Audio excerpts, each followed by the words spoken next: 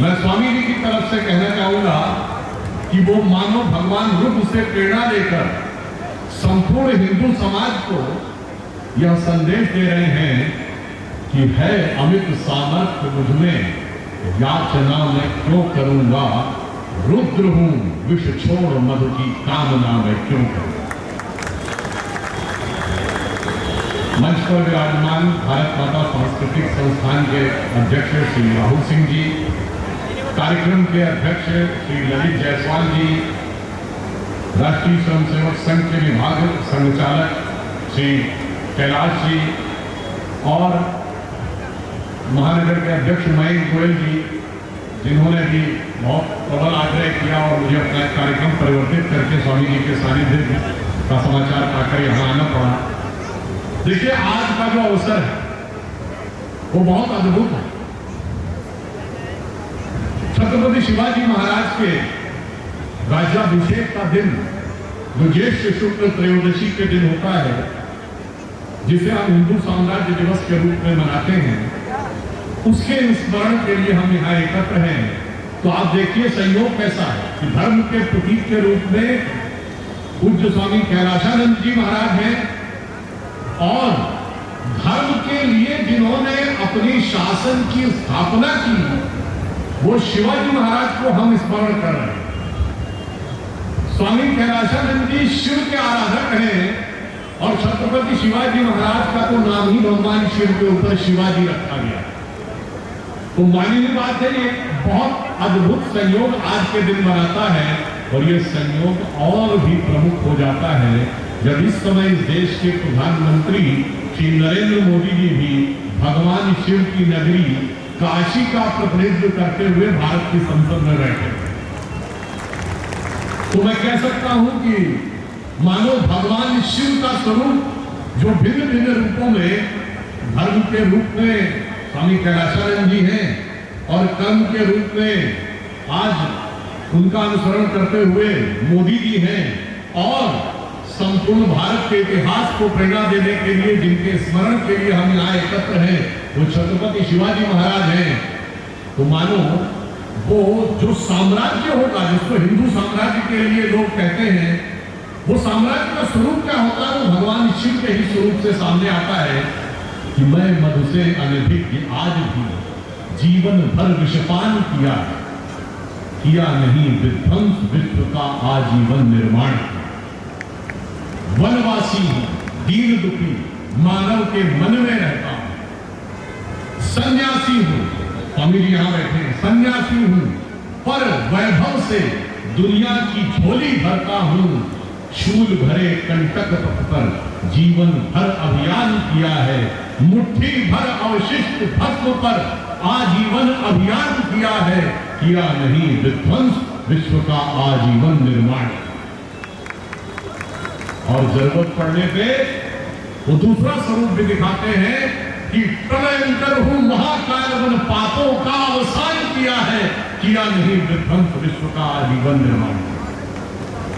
और आज मैं विशेष रूप से उन बच्चों को, उन बालक और बालिकाओं को भी बहुत बधाई देता हूं, साधुवाद देना चाहता हूं कि उन्होंने किस कुशलता के साथ, जैसा कि अभी स्वामी जी बता रहे थे कि 2 महीने से उन्होंने इसका अभ्यास किया है, शस्त्र का, तलवार का, दंड का, और जिस अनुशासित रूप में उन्होंने छत्रपति शिवाजी महाराज की सेना के रूप में आते हुए दिखाई पड़े, तो मुझे लगता है कि वो ध्यान आता है कि जब शिवाजी आए तो उनकी सेना आती थी तो कैसी लगती होगी।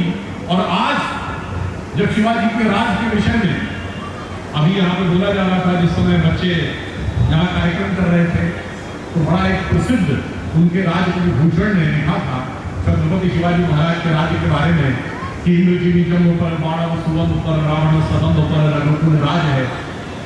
सुनिए, तो शिवाजी महाराज का राज्य था कैसा? आप में से बहुतों को इसका अर्थ नहीं पता होगा, तो मैं अर्थ बता के तब बताता हूं कि जो यहां बोला गया उसका भाव क्या था। इंद्रजीवी जम्मू पर, यानी इंद्र को जो वृत्तासुर ने मारा था उसको जिह्वासुर भी कहते हैं। बाणव सुवर्ण पर, बड़वाना कहते हैं समुद्र की अग्नि को, समुद्र की अग्नि के ऊपर जैसे समुद्र रहता है। और रावण सदम्भ पर रघुकुल राज है, जैसे अहंकार अहंकारी रावण के ऊपर रघुकुल के भगवान राम है। और पवन वारिवाह पर, यानी जब एयर वाटर आता है, वाटर की करंट उसमें तेज एयर करंट आती है, उसको जैसे काटती है, पवन वारिवाह पर शंभु रतिनहा पर, शंभु अर्थात भगवान शंकर, रति के स्वामी अर्थात कामदेव, उसको उन्होंने भस्म कर दिया था। शंभु रतिनहा पर जो सहस्त्र बाहु पर राम विराज है, सहस्त्र बाहु पर जैसे भगवान परशुराम। और दावा ध्रुव दंड पर, देखिए दावा न कहते हैं जंगल की आग को, और जंगल की आग सबसे प्रबल और तीव्र होती है जब वो बांस के जंगलों में आग लगे। ध्रुव दंड के ऊपर कड़कड़ करती हुई जैसे आग जाती है, तो दावा ध्रुव दंड पर और चीता झुंड पर, ये तो समझ में ही आ गया होगा। और भूषण विकुंड पर जैसे मृगराज है, जैसे हाथी के ऊपर चढ़ा हुआ सिंह। और कान जिमी कंस पर, यानी भगवान कृष्ण जैसे कंस के ऊपर। और तेजतम अंश पर, जैसे सूर्य का प्रकाश अंधकार के छोटे टुकड़े के ऊपर, त्यों मलेच्छ वंश पर शेर से विराज।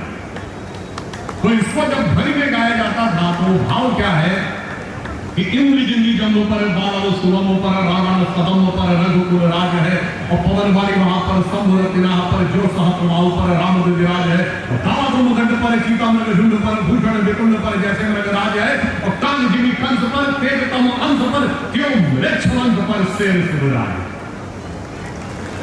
तो आज जो उन्होंने प्रेरणा दी थी, तो आज अगर आप देखें तो प्रधानमंत्री श्री नरेंद्र मोदी जी ने भी उनके राज्य से प्रेरणा ली। भारत की नौसेना का ध्वज आजादी के बाद 50 साल तक उसमें एक हिस्से पे ब्रिटेन के राष्ट्रीय ध्वज का यूनियन जैक अंकित था। 97 में के बाद अटल जी की सरकार आने के ऊपर उसे हटाया गया, 2004 में उसे फिर रख दिया गया। तो अब प्रधानमंत्री मोदी जी ने भारत की नौसेना के ध्वज पर से यूनियन जैक को हटाकर छत्रपति शिवाजी महाराज की अष्टकोणीय मुद्रा को आकर स्थापित किया।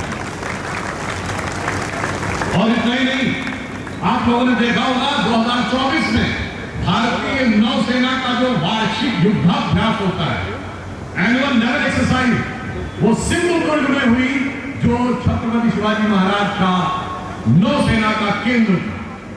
यानी उससे प्रेरणा ले रहे हैं। और वो कितने महत्वपूर्ण केंद्र था, मैं आपको याद दिलाना चाहता हूं। 1677 के आसपास जो गोवा का वाइसराय था, उसने पुर्तगाल के राजा को एक मैसेज लिखा कि शिवाजी महाराज ने अपनी नौसेना इतनी प्रबल कर ली है कि 400 जहाजों के बेड़े उनकी नौसेना में हैं, हमारे लिए उनसे लड़ना संभव नहीं है, इसलिए आप पुर्तगाल से और सेना भेजिए, तब जाकर हम उनसे लड़ पाएंगे। और शिवाजी महाराज ने एक और काम किया। वो एक ऐसे अद्भुत राजा थे जो पुर्तगालियों से भी लड़े और मुगलों से भी लड़े, जिन्होंने नौसेना से भी विजय प्राप्त की और थल सेना से भी विजय प्राप्त की। और इसलिए आज और जरूरत पड़ने पे उन्होंने शत्रु को उसी की भाषा में उत्तर दिया। आप में से बहुतों को नहीं पता होगा कि जब छत्रपति शिवाजी ने राज्याभिषेक किया, उस समय औरंगजेब की सेना, जो मुगल सेना थी, वो भारत की सबसे बड़ी सेना नहीं थी, दुनिया की सबसे बड़ी सेना थी। और उनका राज्य बहुत छोटा सा था। औरंगजेब को लगता था हम तो इसको कभी भी मसल देंगे। और किसी भी और राज्य में वो तीन तरफ से गोलकुंडा, बीजापुर, आदिलशाही से घिरे हुए थे, कोई उनका साथ देने के लिए नहीं था। मगर शिवाजी महाराज ने क्या प्रेरणा ली? उन्होंने प्रेरणा ली किससे? अभी मुझे सहयोग मिला था छत्रपति शिवाजी महाराज जी की पुण्यतिथि पर, इसी 3 अप्रैल को मुझे रायगढ़ के उस किले में कार्यक्रम में आतिथ्य का अवसर मिला, जहां शिवाजी महाराज का राज्याभिषेक हुआ था। और संयोग से शिवाजी महाराज की पुण्यतिथि और हनुमान जयंती एक ही दिन होती है।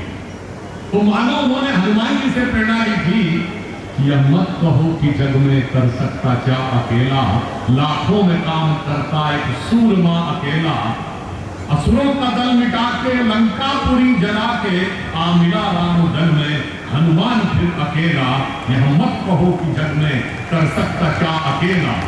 तो शिवाजी महाराज ने क्या प्रेरणा ली?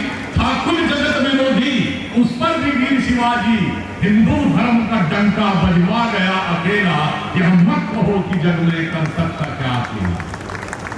और उसके उपरांत उन्होंने विश्व को की सबसे बड़ी शक्ति मुगल साम्राज्य को जो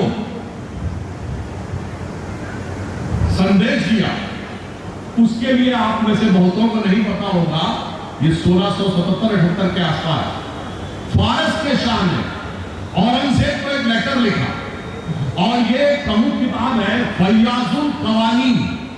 उसमें इस लेटर का उल्लेख है। वो कहता है औरंगजेब से कि तू अपने को आलमगीर कहता है, यानी सारी दुनिया का राजा कहता है, और अर्थ तो ये है, उन्होंने शिवाजी महाराज के लिए काफिर शिवा शब्द यूज किया है। ये काफिर शिवा ने तुम्हारे कितने किले कब्जा कर लिए हैं, तुम्हारे कितने सैनिकों को मार दिया है, तू उस पर तो कंट्रोल कर नहीं पा रहा है और खुद को आलमगीर कहता है।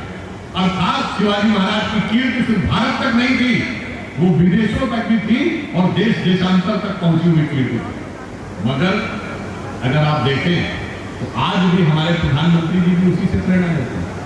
शिवाजी महाराज के स्वरूप में क्या कहा गया था, उनके लिए राजकवि भूषण ने लिखा है कि मोड़ राखे मुगल मरोड़ राखे पातशाह, मोड़ राखे मुगल मरोड़ राखे पातशाह, राम नाम रख निज रसना सुधर, यानी अपनी जिह्वा में भगवान राम का नाम लेते। और बैरिन की हद राखी तेज बल शिवराय, यानी अपनी तलवार से शत्रुओं और अन्य राजाओं को अपनी सीमा में बांध के रखा, और देव राखे देवल स्वधर्म राखे धर्म। आज मोदी यही तो कर रहे हैं, मुगलिया मानसिकता वालों को मोड़ के रखा है, पातशाह गाजी जिंदा पीर कहने वालों को तोड़ के रखा है, और राम नाम का नाम अपने हृदय में रखा है, और संपूर्ण देवस्थान केदारनाथ से लेके उज्जैन से लेके राम जन्मभूमि से लेके सब तरफ देवता देवस्थानों में सुशोभित है, और स्वधर्म राख्यो धर्म है, धर्म है, धर्मांतरण का स्कोप कम होता चला जा रहा है। FCRA का शिकंजा भी कसता जा रहा है। अभी कुछ स्वामी जी गीता का उल्लेख कर रहे थे, तो हम तो भगवान कृष्ण के उस वाक्य को अपने धर्म का आधार मानते हैं, स्वधर्मेन जन्म श्रेयो पर धर्म भया। वैसे वहां धर्म का तो दूसरा है, मगर मैं कह रहा हूं, हम तो ये कहते भाई अपने अपने धर्म का पालन करो, धर्मांतरण के चक्कर में मत पड़ो। स्वधर्मेन जन्म श्रेयो पर धर्म भया। अब देखिए, मैं ये बताना चाहता हूं, आज के युग में जैसे शिवाजी महाराज की सेना आती, आपने देखा कि बच्चे सेना के रूप में आ रहे थे, तो उनकी चतुरंगनी सेना कही जाती है। हमारे यहाँ प्राचीन काल में राजाओं की सेना को चतुरंगनी सेना कहा जाता है। चतुरंग क्या होते थे, हाथी, घोड़ा, ऊंट और पैदल। और आपको पता है शतरंज के खेल में भी यही चार होते हैं, क्योंकि शतरंज भारत ने ही आविष्कार किया था, और शतरंज शब्द जो है वो चतुरंग शब्द से निकला है। चतुरंग जो सेना के लिए होता था, इसीलिए आज भी आप देखें तो एक ऐसा खेल है जिसमें हाथी, घोड़ा, ऊंट और पैदल, वही चतुरंगनी सेना होती है। और आज भी देखिए, अगर शिवाजी महाराज ने चतुरंगनी सेना रखी थी, तो आज प्रधानमंत्री मोदी जी ने भी जल थल नभ तीनों में भारत की सेना को आणविक शक्ति से लैस कर दिया है। आज हमारे पास nuclear weapon land to air भी है, एयर टू एयर भी है, और सबमरीन भी है, न्यूक्लियर सबमरीन। अर्थात हर दृष्टि से उन्होंने उसको सेलेक्ट किया है। और जब शिवाजी को छल से मारने की कोशिश की थी, लोग आते थे, मार कर चले जाते थे, तो मैं कह सकता हूं उन्हीं की नीति से आज वो प्रेरणा संभवतः प्रधानमंत्री जी ने ली है। एक जमाना था हमारी सरकार आने से पहले, बगल का मुल्क जो छोटा और कमजोर था, आता था, मारकर कोई भी आतंकवादी घटना करके चला जाता था, और हम सिर्फ चिल्लाते रहते। अब स्थिति ये हुई है कि हम जाते हैं, कभी सर्जिकल स्ट्राइक करके आते हैं, कभी बालाकोट करके आते हैं, कभी ऑपरेशन सिंदूर करके आते हैं। और एक जमाना था कि वो आकर जैश मोहम्मद के हेडक्वार्टर मरकज सुभान अल्लाह में बैठकर भारत में आतंकवादी घटनाएं होती थी, और सुभान अल्लाह बोलते थे। आज मोदी जी ने जाकर मरकज सुभान अल्लाह पर ब्रह्मोस गिराया है, तो वो या अल्लाह बोलना शुरू कर।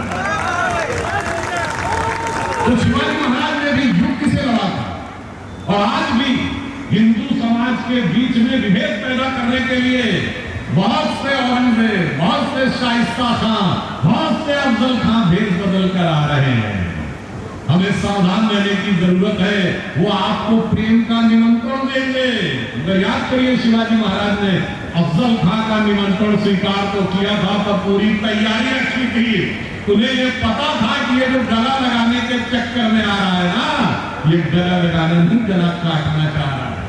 तो आज समाज को भी ये ध्यान रखने की आवश्यकता है। उसी में आप देखिए, जब एक बार मोदी जी ने वहां पर मनोबल गिरा दिया तो क्या होता है? कोई वहां पर इकबाल इतना कम हो गया पड़ोस के मुल्क में। यदि आपने देखा होगा कि पुलवामा में जिसने अटैक किया था, उसका जो मुख्य आरोपी था हमजा बुरहान, कोई अज्ञात हमलावर जाके मारा है उसको, धनिक मारा है, हमें क्या पता। वैसे ही आपने देखा था सीआरपीएफ कैंप पे हमला करने वाले सैफुल्ला, उसका नाम था सैफुल्ला, मुझे पूरा ध्यान नहीं आ रहा, हाफिज सैफुल्ला, उसको भी कोई अज्ञात हमलावर मारा है।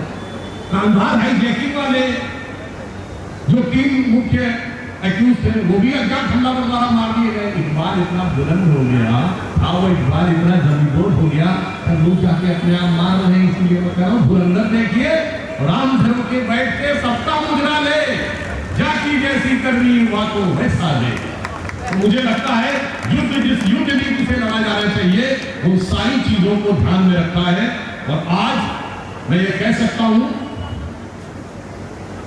कि जब भारत एक नए स्वरूप में आगे आ रहा है, तो उस नए स्वरूप की जो शुरुआत हुई थी, मुझे बहुत प्रसन्नता है कि छत्रपति शिवाजी महाराज महाराष्ट्र से, और यहां गाजियाबाद की जनता का मैं अभिनंदन करना चाहता हूं कि उन्होंने यह शिवाजी महाराज का साम्राज्य दिवस मनाया। मैं तो बचपन में पहली बार हिंदू साम्राज्य दिवस में 1988 में बालक के रूप में गया था।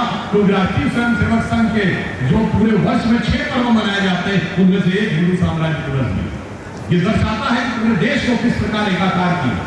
और मैंने आपसे कहा ना, बहुत से अफजल खां, बहुत से शाइस्ता खां आपको गले लगाने के लिए अफजल खां आ रहे हैं। उसको समझिए, एक दुष्प्रचार किया जाता है शिवाजी महाराज के बारे में कि उनका राज्याभिषेक होना था, तो महाराष्ट्र के ब्राह्मण तैयार नहीं थे, इसलिए काशी से पंडित दागा भट्ट को बुलाना पड़ा।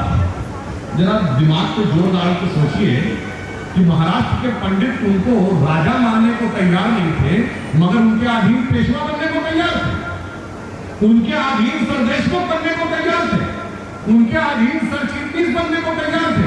ये बात गलत करती है क्या? यही भ्रम है जो फैलाया जा रहा है। मैं आपको बताता हूं, छत्रपति शिवाजी महाराज ने अपना राज्याभिषेक काशी से क्यों करवाया था? क्योंकि शिवाजी महाराज उस समय भारत ही नहीं, पूरी दुनिया की सबसे बड़ी ताकत से लड़ रहे थे, और वो संदेश को पूरे देश को देना चाहते थे। इसलिए उन्होंने काशी से बुलाया, ताकि पूरे देश में जो हिंदू स्वाभिमान दब गया था, दलित हो गया था, दमित हो गया था, उसके अंदर एक स्वाभिमान जागे और राष्ट्रीय स्तर तक उसका एक मैसेज है। और एक और बात भी समझिए, जैसे आज आप कहते हैं कोई बीमारी हो तो क्या कहते हैं, एम्स का सर्टिफिकेट ले आओ भाई, all India institute of medical sciences, या कोई इंजीनियरिंग की बात हो तो आप कहते हैं आईआईटी का सर्टिफिकेट ले आओ। तो जो स्टेटस आज आईआईटी और एम्स का है, वही उस समय धर्म के मामले में काशी का था। तो उन्होंने कहा भाई, आईआईटी के सर्टिफिकेट और एम्स के सर्टिफिकेट के साथ पूरे राष्ट्र के जागरण का मार्ग प्रशस्त करेंगे। और जो मैंने कहा, ये मैं हवा में नहीं कह रहा हूं, उनके राजकवि भूषण ने लिखा कि वो संदेश किसको देना चाह रहे थे, इसलिए उन्होंने काशी से बुलाया था। उन्होंने लिखा था कि कुंभकर्ण असुर अवतारी औरंगजेब, कुंभकर्ण असुर अवतारी औरंगजेब काशी और प्रयाग में दुहाई फेरी रब की, और तोड़े देव देवालय शहर मोहल्ले के लाखों मुसलमान की एक माला तोड़ी सब की, और काशी करबला होती, मथुरा मदीना होती, शिवाजी न होते तो सुन्नत होती सब। तो इससे आप समझ सकते हैं उन्होंने राष्ट्रीय स्तर पर स्वाभिमान को जागृत किया।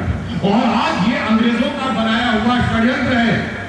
मैं विनम्रता से कहना चाहता हूं, ये बात मैं महाराष्ट्र को भी कह चुका हूं, शिवाजी महाराज ने जब अपना साम्राज्य बनाया तो उसका नाम क्या रखा? हिंदवी स्वराज। और बाद के वर्षों में उसे कहा गया हिंदू पद पातशाही। उन्होंने कभी नहीं कहा मराठा साम्राज्य। वो पूरे देश के लिए, हिंदू समाज के लिए आके खड़े हुए थे, इसलिए उसका नाम हिंदवी स्वराज था। अंग्रेजों ने उसे क्षेत्रीय दिखाने के लिए, ताकि उनका प्रभाव एक क्षेत्र, एक राज्य तक दिखाया जा सके, इसलिए इस वर्ड को क्वाइन किया। और मजेदार बात समझिए, वो लोग कहते हैं कि शिवाजी महाराज तो मराठा रूलर थे, वो तो एक लोकल रूलर थे। पेशवाई जमाने में वह साम्राज्य में पानीपत की लड़ाई हुई तो लाहौर से लेकर कर्नाटक तक फैला हुआ था, और ये तो था अंग्रेजों के हिसाब से। आज के भी मैकाले के बाद जो मार्क्स के मानसपुत्र इतिहास लिखते हैं, जो बाएं हाथ से लिखा गया इतिहास है, उसमें वो भी लिखते हैं कि वो तो क्षेत्रीय राजा थे, जबकि उनका प्रभाव लाहौर से कर्नाटक तक था।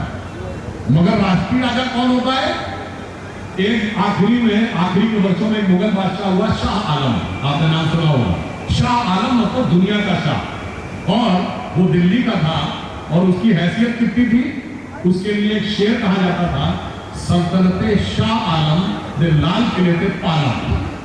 यानी जो आज का इंदिरा गांधी इंटरनेशनल एयरपोर्ट है पालम, यानी हुकूमत हैसियत सिर्फ लाल किले से पालम तक है, और नाम शाह आलम है। यह है नेशनल हिस्ट्री। और वो साम्राज्य जिसकी नींव शिवाजी महाराज ने रखी, जो लाहौर से कर्नाटक तक था, वो है रीजनल हिस्ट्री। इसलिए आपको समझना चाहिए कि आज उन्होंने जो प्रेरणा दी, यही वो प्रेरणा थी 1857 का स्वतंत्रता संग्राम जब नाना साहब पेशवा ने प्रारंभ किया। तो अगर आप देखें तो वो शिवाजी महाराज के ही साम्राज्य के वाहक थे, उसी परंपरा के। उसके चीफ आर्किटेक्ट नाना साहब पेशवा, उसके चीफ एग्जीक्यूटर तात्या टोपे और रानी लक्ष्मीबाई। और शुरुआत मंगल पांडे जी ने की थी। और यहाँ पे जो आपने शहीदों का उपवन बना रखा है, जिस प्रकार से अभी हम उनकी प्रतिमा पे माल्यार्पण किया, भगत सिंह, राजगुरु, सुखदेव, चंद्रशेखर जी, मुझे लगता है कि आज जहां पर राष्ट्र को स्मृत करने का जो ये पावन स्थल दिखाई पड़ा, वो हम सबको प्रेरणा देता है। और मैं ये भी एक सहयोग करूंगा, आज 28 जून है, आज छत्रपति शिवाजी महाराज का राज्याभिषेक का दिन है, और कल 27 जून थी। वो तीन महापुरुषों से संबंधित। नंबर 1, वंदे मातरम के रचयिता बंकिम चंद्र चटर्जी जी का जन्मदिन था, और महाराजा रणजीत सिंह और सैम मानेकशॉ की पुण्यतिथि थी। अर्थात राष्ट्र के लिए बलिदान देने वाले उन महान महापुरुषों को स्मरण कराता है, उसके स्वर को स्मरण कराता है। और वंदे मातरम के रूप में, जिस रूप में राष्ट्र जागृत हुआ, फिर अगर आप आइए तो लोकमान्य तिलक ने जिस पूर्ण स्वराज की बात कही, वो कहीं न कहीं छत्रपति शिवाजी महाराज के हिंदवी स्वराज से प्रेरित है। महात्मा गांधी ने जिस हिंदू स्वराज की बात कही, वो कहीं न कहीं छत्रपति शिवाजी महाराज के हिंदवी स्वराज से प्रेरित था। और राष्ट्रीय स्वयंसेवक संघ के बारे में तो हमारे विरोधी आरोप लगाते हैं कि आप लोग हिंदवी स्वराज और हिंदू पद पातशाही से प्रेरित हैं। तो मैं कह सकता हूं कि प्रधानमंत्री श्री नरेंद्र मोदी जी भी आज उन्हीं विचारों से प्रेरणा लेकर संपूर्ण विश्व में भारत का मान गौरव बढ़ा है। और मगर एक बात मैं कहना चाहूंगा, हम बहुत तेजी से आगे बढ़े हैं आज के युग में। हम चौथी बड़ी अर्थव्यवस्था हो गए हैं, चौथे बड़े स्टॉक एक्सचेंज हो गए हैं, तीसरे बड़े ऑटोमोबाइल के मैन्युफैक्चरर हो गए हैं, दूसरे बड़े मोबाइल हेडसेट के मैन्युफैक्चरर बन गए हैं, और डिजिटल ट्रांजैक्शन में दुनिया के नंबर 1 के देश बन गए। एक जमाना था जब कहा जाता था भारत ने दुनिया को क्या दिया, वो पुराना गीत आपने सुना होगा ना, जब जीरो दिया मेरे भारत ने, पूर्व पश्चिम फिल्म 1970 की, जिसमें मनोज कुमार ये गाना गाते हैं। उससे पहले प्राण उनसे क्या कहता है, तुम्हारा मुल्क क्या देता है, 2 रोटी खाता है तो 1 रोटी कर्जे की खाता है। What is the contribution of India to the world? India's contribution to the world is 0, 0 and 0. ये था 45 साल पहले का भारत। तब गाना शुरू होता है, जीरो दिया मेरे भारत ने। आज 16 अप्रैल 2026 को इंटरनेशनल मॉनिटरी फंड की चीफ क्रिस्टोफर जॉर्जिया ने कहा है कि अगले वर्ष भारत की ग्रोथ रेट विश्व की ग्रोथ रेट से दुगनी होकर 6.7% की ग्रोथ रेट रहने वाली है। मगर ये सारी अच्छाइयों के बीच में कुछ षड्यंत्र भी है, आपको याद रखने की जरूरत है। देखिए, शिवाजी महाराज ने साम दाम दंड भेद चारों को समझा था, तो आपको भी समझने की जरूरत है। भारत के ऊपर भी भारत विरोधी शक्तियां साम दाम दंड भेद चारों लगा रही है। साम मतलब समझाना।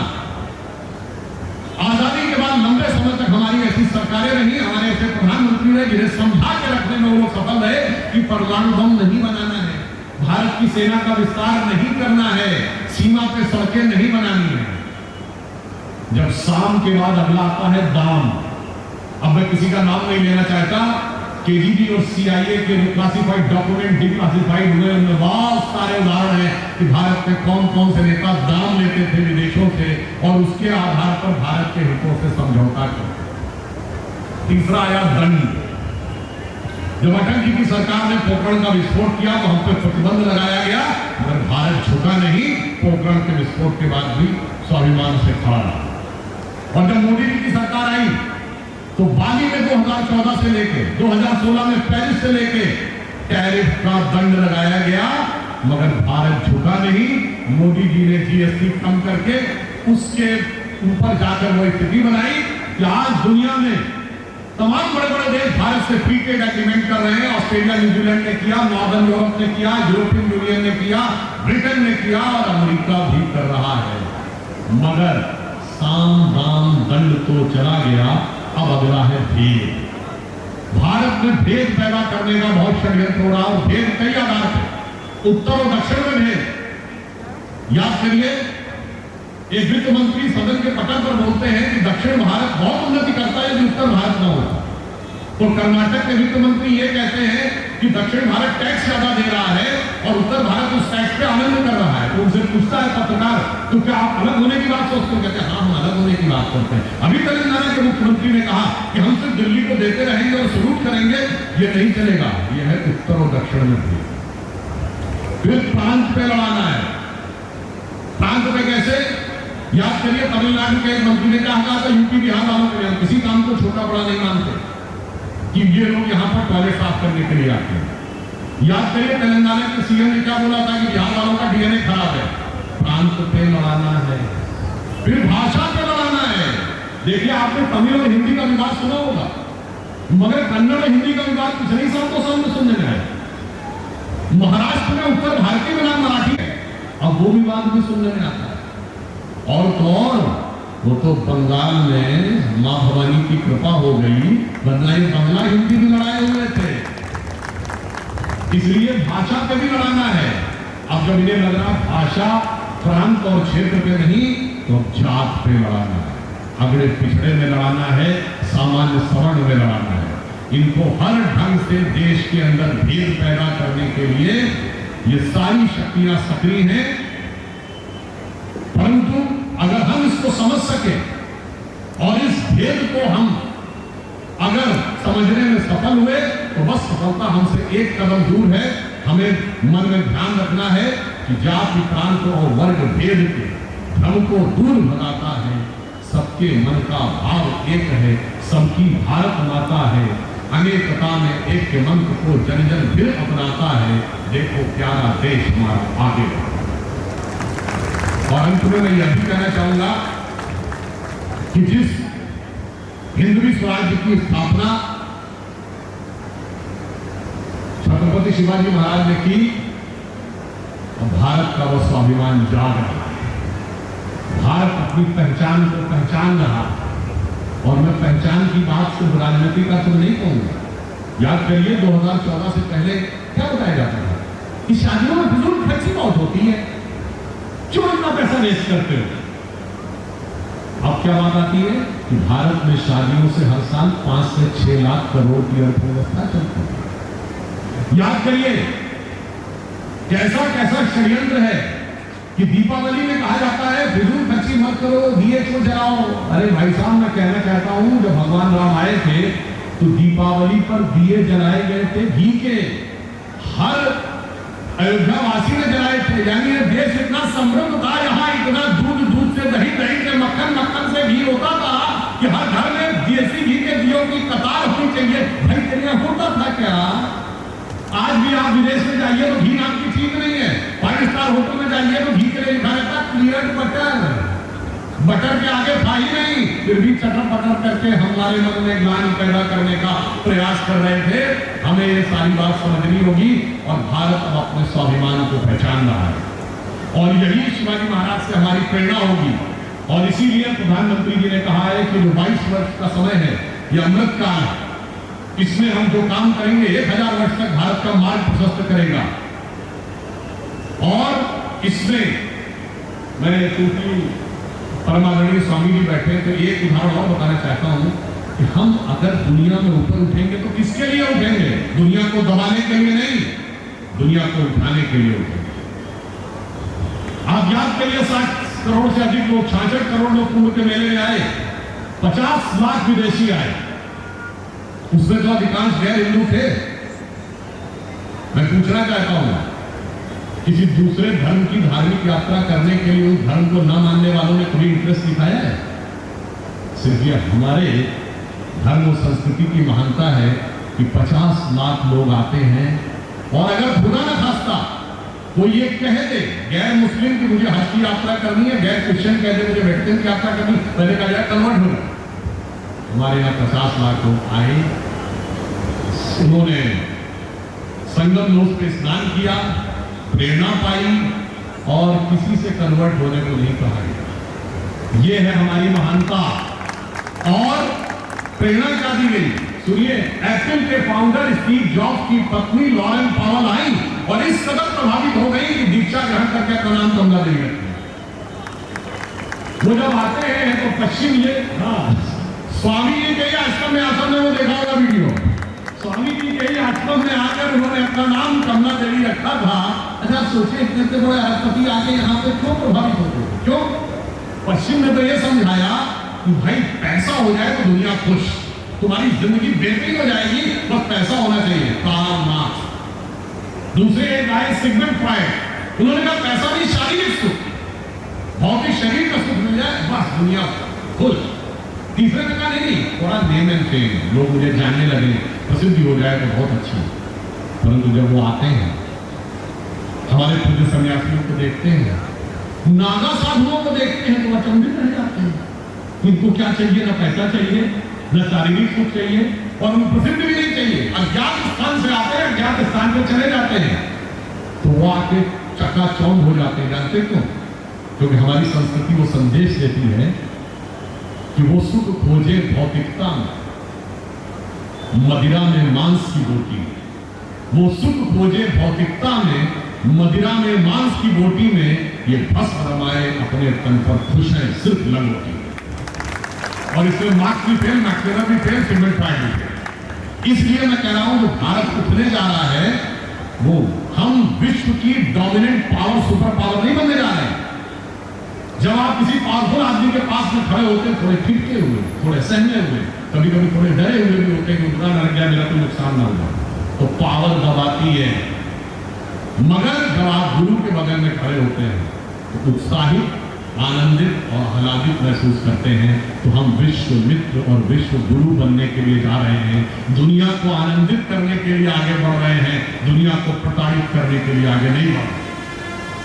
तो मैं इसलिए अंत में श्रद्धेय अटल जी की कविता की, उनकी बड़ी प्रसिद्ध कविता थी, हिंदू तन मन हिंदू जीवन रग रग हिंदू मेरा परिचय। तो अगर हम विश्व में आगे बढ़ेंगे तो किस रूप में, उन पंक्तियों से कह के बात समाप्त करता हूं कि मैं तेज कुंज तमलीन जगत में फैलाया मैंने प्रकाश, जगती का करके सर्वनाश कब चाहा करूं निज विकास। शरणागत की रक्षा की है मैंने अपना जीवन देकर, विश्वास नहीं यदि आता तो ये साक्षी है इतिहास अमर। पर आज देहली के खंडहर सदियों की निद्रा से जगकर गुंजार उठे ऊंचे स्वर में, हिंदू की जय तो क्या उसमें, हिंदू तन मन हिंदू जीवन रग रग हिंदू मेरा। और अंत करता हूं इस लाइन में एक ऐड करके जो उनका अंतिम छंद है कि होकर स्वतंत्र मैंने कब चाहा मैं कर लूं जग को गुलाम, मैंने तो सदा सिखाया है करना अपने मन को गुलाम। गोपाल राम के नामों पर कब मैंने अत्याचार किया, कब दुनिया को हिंदू करने घर घर में नरसंहार किया, कोई बतलाए काबुल में जाकर कितनी मस्जिद तोड़ी। भूभाग नहीं, शत शत मानव के हृदय जीतने का निश्चय, हिंदू कर्मन हिंदू जीवन रग रग हिंदू मेरा। तो इसलिए याद रखिए जो प्रधानमंत्री जी ने कहा है, यही समय है, सही समय है, भारत का अनमोल समय है, क्योंकि भारत मां अंगड़ाई लेती, सुप्त चेतना जाग रही और ऋषि मुनियों की देवधरा फिर अपना रूप संवार।